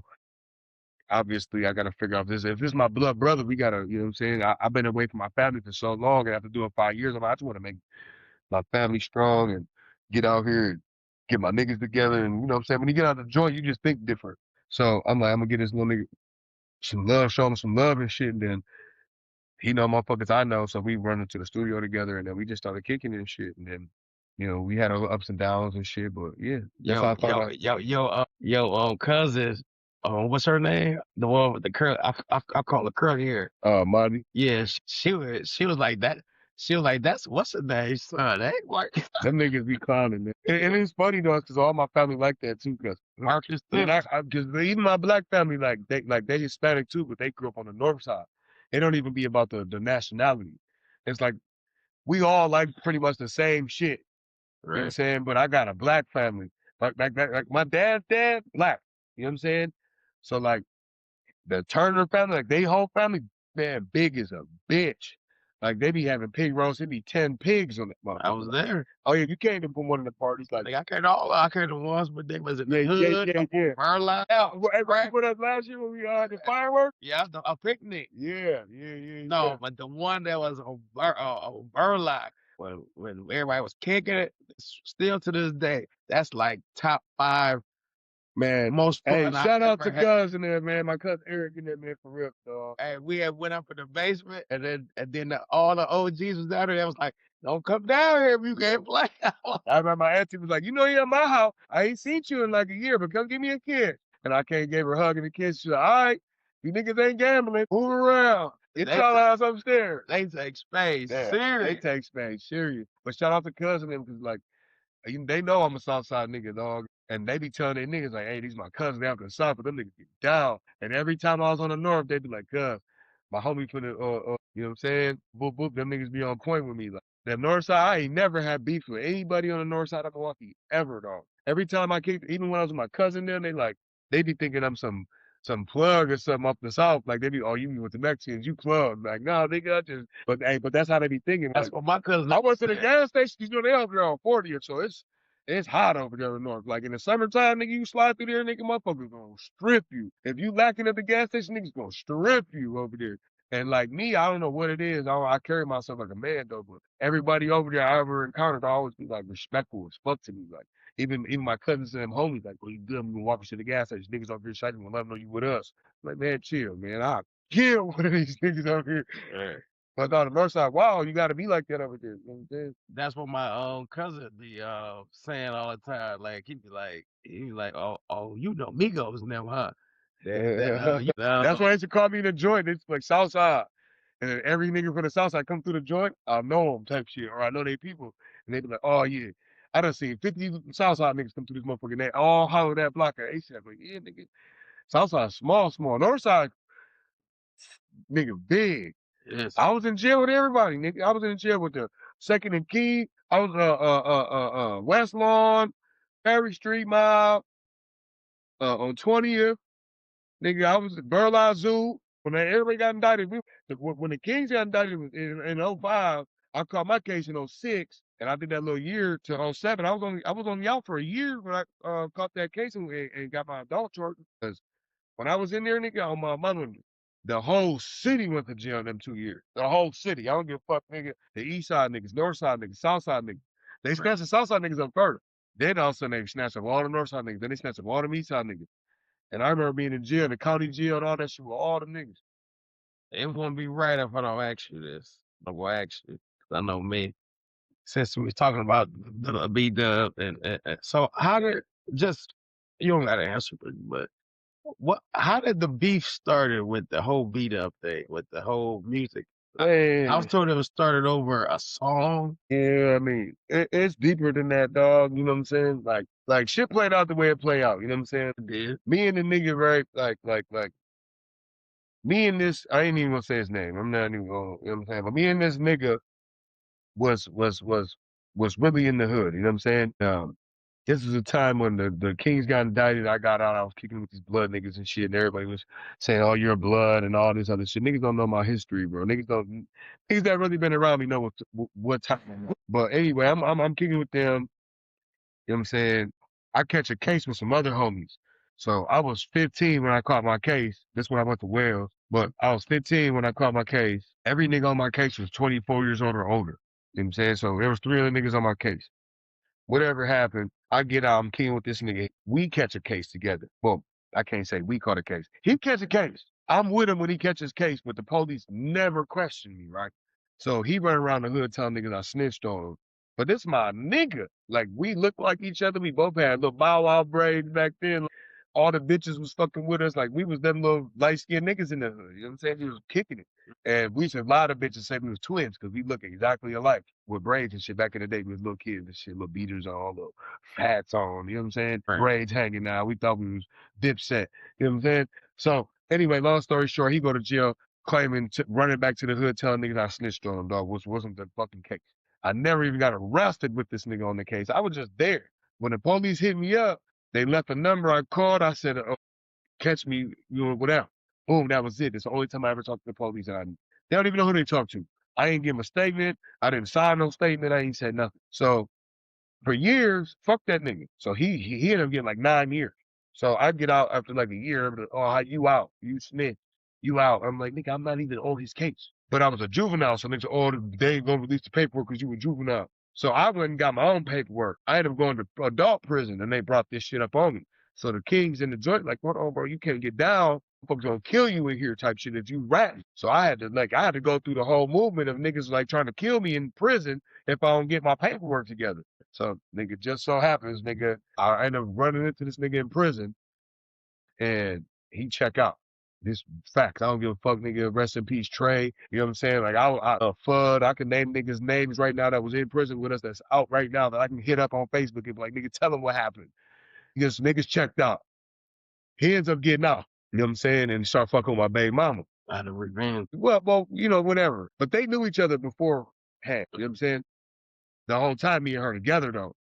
When I found out she fucking with dude and he running my name through the mud, I'm like, bitch, you fucking with the enemy right now. Like, this nigga could have really got me killed. He could have got me shanked out. You know what I'm saying? Over his lies. Because this shit ain't true. We can talk about the other case and all the other shit. I got all my paperwork. But you telling niggas I snitched on you. So when I get out, I find out little bro kicks it with them niggas. He kicks with little brothers and them. So he over here trying to make these niggas believe they're gangsters. And all these little niggas ain't really like some street niggas. But I'm not gonna say bro one because he was with us. He was really getting down. He got 9 years for the reckless he caught. You know what I'm saying? He popped the nigga all in the neck and shit. So this is, you know, like he already went to jail for this shit. A statute of limitations. I ain't snitching on nobody. Let's get that clear. When he get out, he end up fucking with my man. You know what I'm saying? Like backdoor me. And we supposed to be homies, but we stopped being homies because he running my name through the mud. When I ran into him in the joint, I'm like, nigga, we got to get it in. And he check out. So I'm like, okay, cool. I'm gonna see him in the streets. So what do you mean by checkout? He went to the police and told him somebody was trying to do something to him. He went to the hall on purpose. Okay. I just wanted to get like he checked him. He went to the hall on purpose. So then when I get out, my little brother, who I just meet, is fucking with these niggas. And I'm like, he like, hey, these niggas are telling me that you a rat, don't fuck with you. And I'm like, nigga, if you believe them niggas, go and kick with them niggas. Like, I don't even know you like that. You my brother based on what my pops told me. So it wasn't no, like, whatever, but he kicking with them niggas. So long story short, me and him beat kind of a little squabble. We squashed the shit, so we get cool. I had the studio with TK, And I tell TK, don't let these niggas in my studio. This me and his shit. Like, don't let the niggas in the studio. These are their names. So B-Dub went behind my back, cause them is buddies. And we got the coldest studio. You know, how we was recording niggas, you know what I'm saying? Like, we got the hot spot. Everybody in the city want to record here at this time. At the mini mansion. Yeah, at the mini mansion. Like, let's talk about it. But anyways, so B-Dub brings them niggas over there. And then TK hit me up, like, hey, I knew I should have called you first, dog, because BW on bullshit, but he got this nigga, and I remember you saying these niggas' names. So I'm like, oh, hell no, I don't want them niggas over there. Like, what the fuck? These is like the ops. This nigga fucking my bitch. He's telling niggas, you know, he got my name through the mud. Even though we squashed the beef, I'm still like, hell no. The fuck? Like, we cool. You go your way, I go my way. I ain't no hating nigga, but nigga, I don't want you all in my studio, nigga. Recording, getting this good recordings, nigga. You know what I'm saying? Like, hell no, go over there, record with them niggas on the south side. Don't come over here, you know what I'm saying, at the mini mansion to get this good mix, get this TK mix on here. No, they got me fucked up. So hell no, fuck that, nigga. So I'm like, fuck that, it's cool. B-Dub pissed me off. I slid over there. So me and Cuz go over there. They don't even know we walk in the house. I'm like, oh, these niggas don't even know. We can fuck these niggas up right now. But I'm like, nah, we squashed the beef. It's cool. So I told B-Dub though, like, you bogus, nigga, for bringing it. I told you I want these niggas here. He said, well, what you want me to do? You want me to kick them out? I said, no, if they gonna pay you to do a song, then we gonna get our money. But tell them niggas if you gonna get on and B-Dub the hottest rapper on the south side at this time. Like, he dropped loud gang shit. Like, he everywhere. Like, you know, that little time he had, he was that nigga. And I even told him, like, nigga, I rap, but you got it right now. And he was just too involved in other niggas' minds. And I told B-Dub to tell them niggas to charge him. I told him give him 400 or 200. Well, I forgot what it was, but I said charge them niggas. Otherwise, we ain't finna send the song. We ain't releasing that shit. And then when they did that, they had dropped a diss on B-Dub. But in the diss, they mentioned that I was a rat and that my dad and my family was rats. I'm like, nigga, my family's been here, nigga, since the 70s. Like, you got us fucked up. So in my head, I just got out of prison. I'm still on that time. Yeah, that's how that beef shit started. So when they dropped that diss, if they would have left my name out of it or my dad's name out of it, I'd have stayed out of it. Like, B-Dub, them yo niggas. Told you I don't fuck with them niggas. This is why I don't fuck with them niggas. And he had niggas, the nigga that I grew up with, he had all these little niggas thinking they were some gang members, and they was deep too. They had their little secret, and it was like, nah, man. People talked me out of doing a lot of shit I wanted to do to them niggas. But long story short, that's how that beef shit started. Because once they dropped the disc, I just got out of prison. I'm like, ain't no soft shit in my blood. So the night I'm dropping my disc, and then the rest is history. You know what I'm saying? And a lot of shit happened. We ended up all squashing the beef shit though, but you see how it played out. You know what I'm saying? Played out. Shout out to my Mexicans too, man. I picked up the Modelo. Oh, I ain't getting paid for them, but I picked up a Modelo because I got to represent for my Mexicans. You know what I'm saying? Fuck ice, niggas. oh, Yeah. all right. Yeah. So, tell me about the time that when you got stabbed at the bar. Yeah, man. It just a sequence of events that, you know what I'm saying? Motherfuckers was just beefing, dog, over some old high school shit, dog. And I'm at a spot where it's all my people and shit. Like, it's my people's bar. And we get in there, we see some oppositions. What's happening, fool? Yeah, we see some oppositions and shit. You know the homie slide through, man, this podcast shit, man. We in here, man. Modelo, shout out to the Mexicans. But yeah, you know, motherfuckers was beefing over some high school shit, dog. I felt like motherfuckers was trying to, yeah, for sure. Before I leave, dog, you know what I'm saying? We gotta get it in. I'll go out hard. Yeah, you know what it is, man. Shout out Eubank, man. Eubank podcast, man. I'm proud of my boy for starting this. But you know, I was at the bar, man. Motherfucker was trying to homie. The homie was like, yeah, I'm like, I gotta use some my nigga acting like this. He was like, man, whatever. Long story short, dog, I feel like niggas was surrounding my homie, dog, so I had to step up and I had opportunity to leave and everything, dog, but it was just a misunderstanding. And you know, I even sat down with the motherfuckers who did the shit to me, dog, and like I just grew out of it, dog. That's why I knew I was growing, dog, cause I wouldn't have let no shit like that slide back in the day. But yeah, they stabbed me, dog. They stabbed my face right here. I got hit in the artery, you know what I'm saying, on this side. And then last year I got shot on this side, hit my artery. My leg hit the artery. But yeah, I ended up getting stabbed, dog, cut me up all the way. You know what I'm saying? My first surgery. You know what I'm saying? I had to pretty much learn how to use my whole torso all over again. But yeah, I made it. You know what I'm saying? They nicked my artery. I got stabbed 5 times. 1, 2, 3, 4. Yeah, I got stabbed 5 times. I made it through that motherfucker though. Matter of fact, you was living with me at the time, nigga. Yeah, me and you had a little career together back then. And motherfucker survived that shit though. Plenty trauma. Also, the little motorcycle accident. Yeah, bro, that was actually before I got stabbed.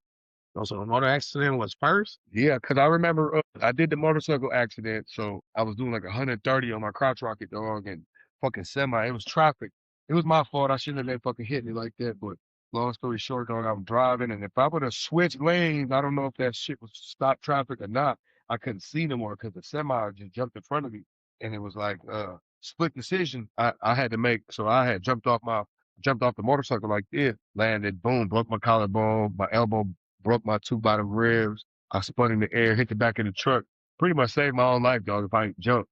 Then I remember I was in the sling and the walking boot, and I think it was like 3 or 4 months later. I remember when you first got there. That nigga Blockah got out the car. I was recording. He said, "Nigga, you recording?"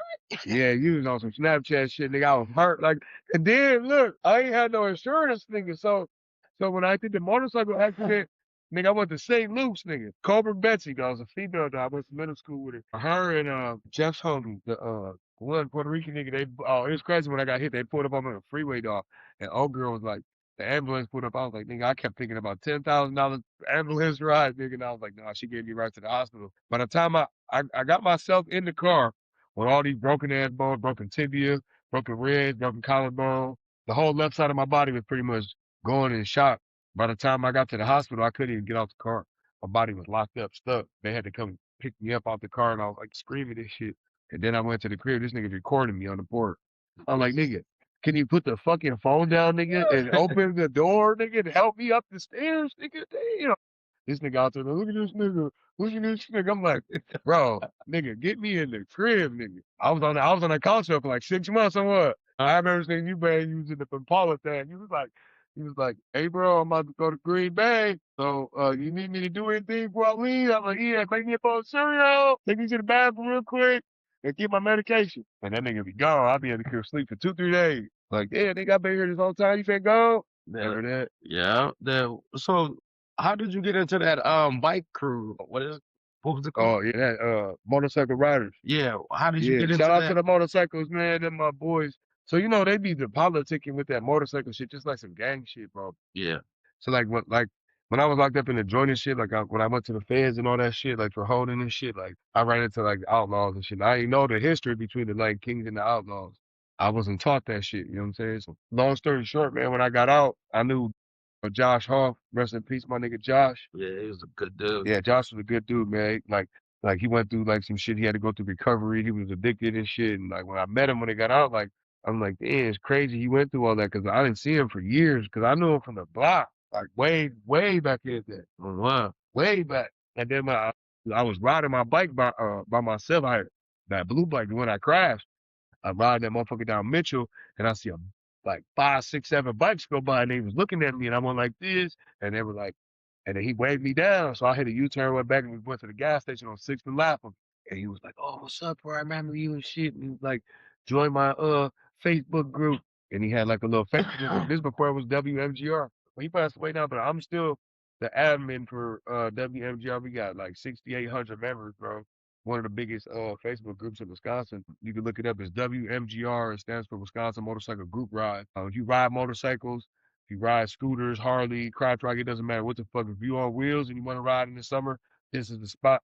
You send a friend request, a couple questions you answer, you get accepted into the group, and you'll see all the events. If you're on your bike in the summer, you with your lady, or you by yourself, or you with a couple of your homies, and you want to meet up with other bikes, it's always fun to ride with other bikes. So we used to have group rides. So what happened was the black and whites and the black and reds, it's like the gang shit, same politics shit. They like, but we started making T-shirts and shit, right? We passing them out to all. So we ride it. So now they calling it brandishing yourself. You know what I'm saying? So they like, oh, y'all can't ride like that unless y'all with a clique type shit. The way they came at us was on some gang shit, and I'm from the gang history in my life. I feel like these niggas is trying to bang on us, you know what I'm saying? So I got into it with them niggas like, man, I'll fucking start shooting shit up. Long story short, the homies from the hood, from where I came from, they like, we black and whites, we motorcycles. We're not a percentage. We just robbed. They family orientated bike crew. So they reached out and shit. They were like, fuck all the other politics shit. Y'all can get down with us type shit. We're like, yeah, that's the best thing we should do. We don't want to disrespect nobody because a lot of the homies we was riding with ain't from that type of life. And I remember some motherfuckers pulled up on my homies at Roma and some little white homies from like Cedarburg, bro. They just ride bikes. And, I tell my folks, you come to Milwaukee, you safe with us, though. I need you to feel safe with us. Like, you come to, they from Cedarburg. They don't know this shit. They had Romans and some biker motherfuckers told them to take their shirt off. These are shirts that I made. So they running up on my people and told them to take their shirts off because they brandishing a bike crew without being legit. So that's when I lost it. And I was like, hold on. Tell me to take my shirt off. You know what I'm saying? That's pretty much how we ended up doing all that shit. Since you brought it up, I had to break it up. I wasn't gonna get into it, but you did. About the outlaws. How did I remember like some shit happened with y'all and the outlaws. Yeah. Like I said, I didn't know the gang history and all that shit, but like the Outlaws and the King are, were united in prison and shit. And then like when I got out, I got into a lot of that outlaw shit's not like out here today like it used to be. You know what I'm saying? So it ain't like that. So They still got their chapter over there though, right? they They left still, clubhouse. yeah, they still got. Well, that's what I'm saying. So now it's not just like outlaws. It's like different branches Okay. of riders, but. Wisconsin is a black and white state, which means it's predominantly an outlaw state. Like Minnesota's black and red, but I don't like to speak on niggas shit, but I just say Hell's Angels, basically. Yeah, Hell's Angels. So I don't motherfucker try me if they want to, but I don't really like speaking on niggas shit because they be feeling some type of way and be defensive over this shit. But I just know what it is here. So yeah, I got out from the joint, and when I got out, I ain't have a lot of homies out here like we used to. Like going on fucking with us. So like all the gun violence and all that shit was going on at that time. Like I got into it with the outlaws, and I got into it with one of the higher up ranked outlaw niggas, and over some family friend shit, and we was gonna get at each other. And I remember them niggas hit my dad and was like, "Hey, this your son." But the hell called me like, "Nigga, them niggas will kill you." And I told my dad like, "Nigga, I'll kill them niggas." What the fuck you mean? No, yeah, it was definitely a turning point in my life. Like I just thought they was just old drunk white niggas, you know what I'm saying? But I kind of find out, man, they like their history goes far, you know what I'm saying? And like I end up getting a respect for them, and they got a respect for me. Yeah, you never know who somebody is. Yeah, all that race shit, yeah, that shit don't add up to me because I'm mixed as a motherfucker, so that race shit, I hate that shit. Oh, so what made you? I ain't gonna say leave. You could never leave, but what made you like step away from the gang? Like being like, you know what I'm trying to say. Like on the streets and gang shit. Yeah. What made you say like I ain't gonna lie, man. I mean, I was already like in it for a minute, dog. You know what I'm saying? Like I said, I went through a lot of shit. Like my name in the streets was like known. So either you fucked with me or you didn't. But the people who didn't fuck with me, I was a flake, I was a snitch, and it just became too much. When I went to prison, I lost a lot of time in the streets. So when I got out, I didn't have the same respect I felt like I should have had because of the new generation of wave came through, and I just had to kind of play into it. And I didn't feel the same love and respect like I used to, like with the brothers that I was kicking it with growing up with. Like them niggas was mandatory. Like niggas, we love each other. Like niggas was like we here. You know what I'm saying? And these niggas just made you feel like you had to be on defense mode. Was it because you think it's to the people that you hung around with? It definitely played a part into the group of people that I fuck with. You know what I'm saying? And like I'm not gonna get too deep about the shit. Like even the set trip and shit. Like I fuck with a lot of homies down from a different set than I am today because we're doing the same things in life. And it's called, stages of kingism. Like at a certain point in your life, I'm gonna just put it like this: at a certain point in your life, you should have enough rank and respect from uncle to say, "Hey, let that nigga go live his life as long as that nigga's still abiding by the codes and the laws that we live by." And I should have stayed with certain niggas, but I chose these niggas because this was where the name was. But the righteousness that we claim to be about was over here the whole time. You know what I'm saying? And this side over here just became a mess, all family controlled and perspective, and it didn't go off the laws and literature that we supposed to be going off of. And when I started noticing this and coming about it, like all the paperwork shit and all like the shit that happened with dude, like that was a major part of me. Like sometimes I wouldn't even go to my own hood. Cause I'm like, man, these niggas drinking. I know these niggas wild. And just so happens I'm there, motherfucker, like, and I ain't gonna be able to just go like that. So I'm gonna end up being into it with my own niggas. I'd rather just stay back. And once I started feeling like that, like, man, it ain't supposed to be like that. I'm supposed to be able to be right here next to you, nigga. We should be able to talk and have a conversation and handle the shit accordingly. But it wasn't like that no more. And then rest in peace, my nigga Debo. When he got killed. Shot time. Shot time. Take a shot for my nigga Debo. Yeah, let me take a shot for Debo. But that was my nigga, bro. Like when we got out, bro, like even one dude that we talking about beat that I was beefing with, my homie and shit, like I ain't gonna speak too in depth, but like he the one who told me, put your hands on this nigga or I'm gonna put my hands on you, nigga. He my little nigga. He ain't gonna be no hoe have this nigga out here talking about you like that. That's how I put my hands on him because of Debo. That's my nigga. He had them teardrops, he was stood on his shit, my nigga. And when I was with him, and I got out of prison, I was big as a bitch. I was benching up 350. I'm just like, nigga, we just run around pulling up on niggas. Hey, come here, let me holler at you real quick. Come in the back real quick. Meek. We was big niggas up. That was my niggas. That's what we did. And everybody loved bro, dog. Like, he had love everywhere he went. But when he got killed and shit, dog, like, I was hurt. And the way that niggas treated me. I was surprised when that happened. Niggas treated me like an outsider, bro. And then when I found out facts, you know, I was standing on names and shit, and motherfuckers kind of pushed me the wrong way. And I'm like, bro, and I'm out here. I'm one of them niggas that put his life on the line for this gang shit. And like, I've been shot. I've been out here, bro. And some of you niggas, just because you went to jail or did some shit, like you niggas wasn't really out here. And the problem was the niggas that were running shit, I think were kind of scared when I got out of prison. Like, oh, well, he knows the truth. But I'm over here playing a facade, and it kind of drew it away. But like, when Debo got killed, like, if y'all not finna go retaliate and do nothing for bro, what make me feel like y'all gonna do something for me? And y'all respect bro way more than me. So that was my thing with it. Like, bro, I know what's going on. I know the truth in it. I didn't have a word or say no more because of some bullshit. And I was the one actually really, the reason actually a lot of them niggas was even friends or even was associated with because me and the twins and Mac 10 and Black Marcus, you know what I'm saying? To be honest. Black Marcus. Yeah, to be honest, you know what I'm saying? Like when I got out, niggas was too deep. Nigga, and I'm like, hold on, why y'all niggas ain't kicking it? I brought everybody together, you know what I'm saying? Like I took niggas to Chicago, all that shit. And like I just didn't feel the love no more. And when Debo got killed, I think that was it for me. Like that was it. It was like I really want to go kill somebody who killed him. And nobody was on the same level as me. And I said, what y'all gonna do for me if I get killed? I'm gonna stand outside this bar with you. I'm gonna stand outside here and kick it with you. I'm gonna go to the barber shop with you, and we gonna get into a shootout. And what the fuck you gonna do? Because you ain't doing that now. And that was my breaking point. That's when I knew I was like, you know, I'm just kicking with the niggas I kick it with, and just catch vibes and make money and live. Have fun, enjoy life. Yeah, but that's how, like, even with me, like when I was around, they was always cool. I remember how you got the nephew back, nigga. Yeah. Like they was all like still to this day. We gave you your nephew back, nigga. Yeah. Matter of fact, it was Crack Mac, my nigga. Crack Mac gave you the Crack Mac. Every time. I remember we was in the bourbon. And look, I swear to God, dog, I remember this like yesterday. I got off the joint.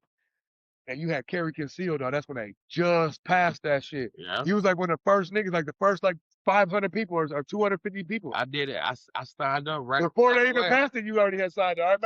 I remember I used to call you three-way from Miles, and you were like, "Yeah." I was like, "Nigga, I just seen it," because we used to be on that shit in the joint, reading it in the paper.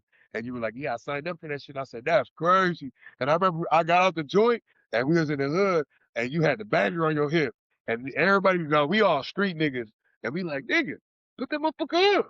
And you like, "Nigga, I can have my shit out." And niggas were like, "What?" And you were like, "Nigga, I got." You pulled that little green card out. I was like, "Oh shit!" And niggas like, hold on." So you can have that motherfucker? You were like, "Cause we all got our shit tough." And you just out there walking with that motherfucker hanging out. And I remember Craig was like, "Nigga, I'm on papers." I said, "Well, shit. As long as he ain't on your property, he got his shit." Cause I remember all of us had the bang. We had bangers posted. But I remember we was hiding the pistols underneath the garbage cans and shit. In case the police pulled up on us. That's when Craig was standing up like. Yeah, that back out on 23rd. Niggas had to. Yeah. So I remember we was geek. Cause Johnny stayed downstairs. Hey, we was in the car. You had your driver's license. We was all drinking and you was sober. And you was driving the car with the smack. And we was like, you couldn't be drunk. Hey, yeah, you couldn't drink. So you wouldn't drink, remember? Yeah. And I was like, let him drive. He got a license. I said, we get pulled over. They can't do that to us. All of us on papers in the car. And then we in the back. And then this nigga Craig was like, "Hey, girl." And we kept screaming that shit that day. Then after that, we just started calling you "You Bang," bro. Because we used to call you "Man." Because you know what I'm saying, your name. So we used to say "You Man" in high school. Yeah. And they was like, "No, fuck that. You banger." Yeah. And then we started calling you Bang, nigga. So we gave you that name in the hood, nigga. On my life. Yeah, we did. That's true fact. I miss my nigga Craig, man. Shout out my nigga Craig, man. Yeah, man. So, I just got a couple of questions for you. You Gucci, let's get it.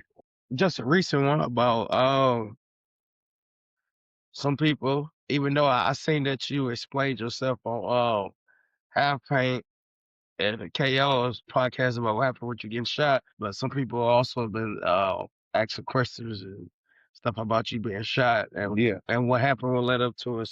So like you was at the house watching the game, I think you said? Yeah, man, we were just watching the game, man. I bought my house over there. I've been living over there 7, 8 years now, but like this is a little corner bar. Like I don't be going to the clubs and all, and then I already know I've run into the same little goofy niggas, and I'm just at that level of life. I'm not gonna argue with nobody. I'm not gonna let you put my life at risk. None of that. I'm not even that. Like I don't even go out. I don't even drink like that. You know what I'm saying? Like I don't do shit but work and provide for my family, nigga. So I remember my niggas came over. And I had a little bottle. I was going to chill and watch the fucking game. I was going to pot on gambling like a motherfucker. LeBron ended up losing, but these niggas came over during the game and drank my whole bottle. I didn't get a chance to drink nothing like that. So I'm like, man, fuck that. I'm starving. At the time, me and my girl was on a breakup and shit. So like, I was used to getting home cooked meals. So I didn't eat dinner and shit. So I'm like, man, I'm hungry. So we went to the bar to get a fucking pizza, dog. And as soon as we walked in, this like 3 blocks from my crib. We go in the bar, motherfuckers was arguing, fighting. I broke it up. I ended up getting involved because they were stomping the niggas out, so I broke the shit up. I don't know if it was them niggas. I don't know if it was nobody else. I don't know if somebody set me up. I don't know nothing. I just remember just drinking, having a good time, going to the bar. It was a fight. We didn't even get to finish our drink, go outside, and motherfucker aired us out. You know what I'm saying? Long story short, I was lacking. Good thing I was lacking. That shit, the shoe would be on the other foot right now. You know what I'm saying? Right. Because if I would have had my gun on me, I'd have fucking, you know what I'm saying? I already knew they was gonna shoot me before they was gonna start shooting. So that's how I know I would have just said fuck it and just started shooting at them niggas. You know what I'm saying? Like I said, I ain't know them niggas from Adam and Eve. I don't got no beef with nobody like that. I ain't got beef enough with a nigga that wanna kill me. You know what I'm saying? Like back in the day, I'd be like, oh yeah, dog, I done fucked this baby mama, I done shot up the nigga. They trying to kill me. That's different. That's 20 years ago. Today, it's like I'm not even leaving my crib. Like, oh yeah, I gotta watch over my shoulder. Somebody's looking for me. You know what I'm saying? So this was just really random how it happened, and yeah, I even had to go to court for my son and shit and try to, I had the detective write a whole letter saying that the niggas had got arrested for shooting me. I don't even know who they is, and them niggas admitted that they don't know who I am. So I don't even know if that's the niggas that shot me or not. That's what the police are saying. Right. I ain't been to one court date. The police are threatening me right now. Like they go to court tomorrow, actually. Nigga, swear to God, on my mama, they go to pre-trial tomorrow. They took it to trial, so they got a pre-trial date tomorrow, which is February 13th, right? Tomorrow's February 13th, and then they got trial March 14th. That's their trial date. So the police told me basically if I don't go to court that they finna lock me up. They finna charge me with a felony. So basically trying to force you. Yeah, because they saying that without facing the accuser, he can beat the case. What the fuck am I finna change? You know what I'm saying? All I can tell a nigga is like, look, slide on me again and let me get a retry, or don't let me find out who you really is because I'm willing to risk that part of my life. Or let that shit the fuck go. You know what I'm saying? I only got so many options. I already told the DA I can't go to court and go on stand and testify on a nigga. For one, I'm not gonna do that anyway. For two, this is the truth. I don't know who shot me. Right. Just because I got the video of them niggas getting beat up at the bar and me going outside and I came back in. When I went outside, whoever shot me in that car, I don't know if it's them niggas. And I've been to prison before. I'm not ever gonna go on stand and say, oh yeah, I seen him in the bar and I didn't see him outside. That's the fact. So the fact that they like, I'm telling the police I'm arguing with them. I told them, DA suck my dick, nigga. Like these obviously some dangerous people. I ain't trying to go on stand on nobody. Even to think that I'm gonna show up to court on. I'm not saying, I'm a rat, but I'm definitely not gonna go just put a nigga in jail because the police are telling me something. Nigga, I know they lie all day. You know what I'm saying? But that's the truth though. I don't know who them niggas is. So we'll get that out the air. So if I go to jail next month, y'all know why, nigga. If y'all see my mugshot again and everybody, oh, he's a piece of shit. No, I got shot and I didn't go to court on him because I don't know who shot me. So I told them, what makes a difference if I go to jail, go to court and testify, it's that all we need you to do is show up and testify your injuries. Man, suck my dick. Y'all know my injuries. I gave the police access to my whole entire shit. So your medical file. medical file. So whatever they did to me, It's just recorded. What the fuck you need me to go testify on some niggas I've never seen in my life? Great. No, I'm not doing that. Well, man, final question. That's all. Uh, just tell me about your businesses that you got going on right now. The roof busters, dump busters, Yeah. your Yeah. Everybody classes, know niggas busting heads, we busting down. your classes that you teach, all that. Just tell us about your businesses. Okay, That's okay. all. So I started my first company. I'm a hardworking motherfucker. Everybody know that. My grandfather, my mother, they are the hardest working motherfuckers that I ever met in my life, and I just instilled that as a kid. I worked, I learned. I started my roof busters company in 2017. I ain't doing day-to-day business like I was, but it's still successful. I still got money coming into that business. Taught me a lot. I started my second business after I got shot this year. I couldn't physically work no more, dog. Like, I know myself, like, when I got shot, I was like, this is it for me. You know what I'm saying? What I'm going to do to make money to keep this house and keep everything that I got. You know what I'm saying? From where I came from, like, sometimes I think that it ain't even about having money in the bank to me. It's like, all the shit I got, all the assets, like that's the reason I did everything I did for the last 10 years. So even though the bank account ain't 7, 8, 9 digits, Right. nigga, I got shit. You know what I'm saying? Like I got 9 vehicles. I got companies. I got enough tools to start 2 different roofing companies right now. You know what I'm saying? I got dumpster trailers. I got everything a nigga need. I started this company this year because I didn't know what the fuck I was gonna do. And I just had a little bit of cheese put up. And I was like, I need to invest in something that I know that I don't have to have nobody to help me. So I bought the dumpsters, and then I ended up having to LLC it, and I started another company called Dump Buster. So most of y'all know it, you know what I'm saying? Holler at me on Facebook. I got the best deals in the city. You don't have to order these big ass dumpsters from all these motherfuckers. Just holler at me. We'll work out a deal, and you'll be happy with the business that I provide for sure. I still build houses. I just did 23 houses for Habitat for Humanity last year. I did 12 houses the year before that, and this year they're already trying to give me like 60 some houses starting in April. So, yeah, I'm blessed as fuck, dog. Like, I didn't waste no time like getting out of prison after that 5 years and going through the hole and getting out and cutting my hair off and saying fuck the whole street shit. Like, my mentality, you know what I'm saying? I end up caring about my kids more than anything, dog. And businesses ain't hard to start. It's hard when you're trying to do something that you don't know shit about. When you're starting from the bottom, you gotta start from the bottom. You gotta hold they gotta endure all that I'm from the bottom shit. You know what I'm saying? This is gonna be your second episode for your podcast type shit. In 5 years or 2 years from now, like this shit's gonna be so much different for you compared to how it is now. Maybe hopefully one day I get another motherfucking episode for Block, you know what I'm saying? Hopefully, you know what I'm saying? But it is what it is. Like everything I ever did, dog, I put my all into, dog. Like I ain't gonna go work. I ain't gonna cut the grass. I ain't gonna play basketball. I ain't gonna play sports. I ain't gonna do nothing unless I do it, unless I know it's my full potential. And that's how I'm gonna work. So when I started this company, dog, I knew I can do it myself. And then after getting shot, like I had a dumpster, right? This is how it started.